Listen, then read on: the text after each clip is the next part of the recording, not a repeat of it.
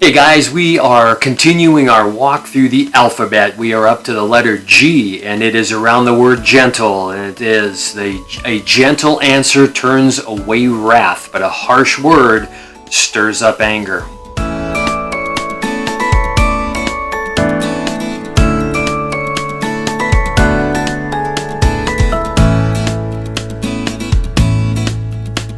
Hey, my name is Jeff. I am a Christian evangelist. I post content on YouTube dedicated to helping people come to a relationship with Jesus and to grow that relationship into their lives. So if you like this content, if you'd like to receive more, I encourage you to subscribe. It would be my honor to provide you content like this and help you know Jesus better and grow it in your life. So today we are on the letter G. We're walking through the alphabet.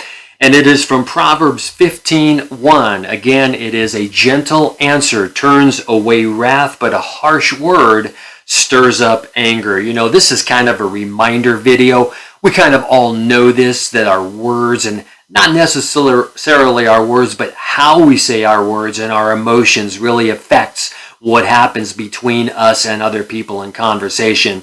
It doesn't take long to know that children can fall into this, going back and forth, and it's innate with children, arguing and bickering and being self-centered.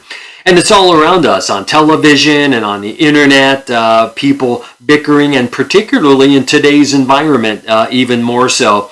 And of course, relationships with family and work.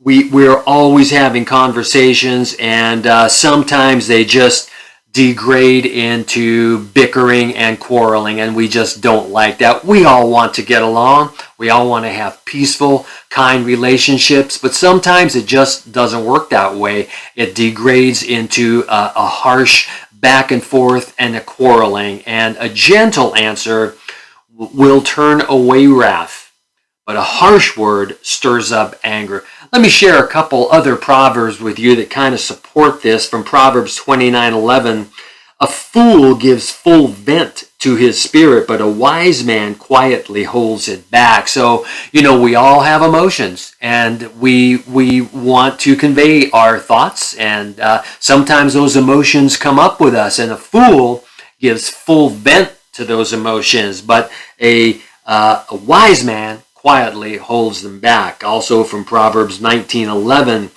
good sense makes one slow to anger, and it is his glory to overlook an offense. So slow to anger, just keep that in mind, slow to anger, and try your best to overlook an offense. There's something going on in the other person, and they don't always mean it. They don't even maybe know that they've offended you. So be careful about getting too angry and being offended too quickly. And finally, from Proverbs 26:4, answer not a fool according to his folly, lest you be like him yourself.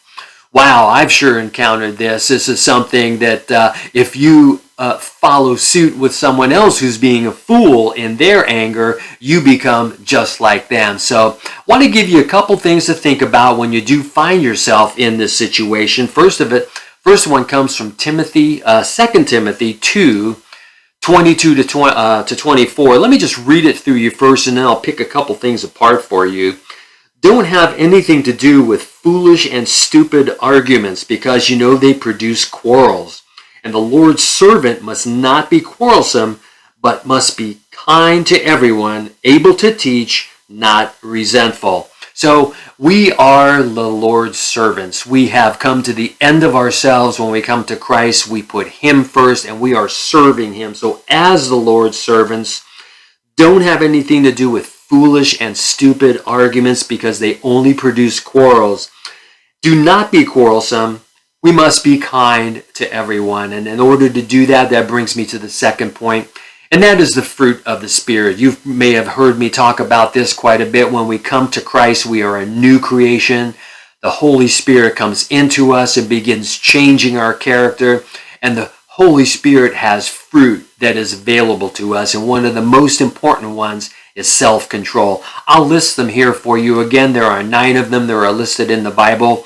But self-control is so important. So when you do find yourself in the midst of a quarrel, going back and forth, and it's escalating, take advantage of that self-control and then bring in that patience. Take the time, quiet yourself down, take yourself out of that situation. Take the time to gather your thoughts, gather your emotions, then come back in kindness and then continue the conversation. So finally, from Colossians 3:2, set your minds on things that are above, not on things that are on the earth.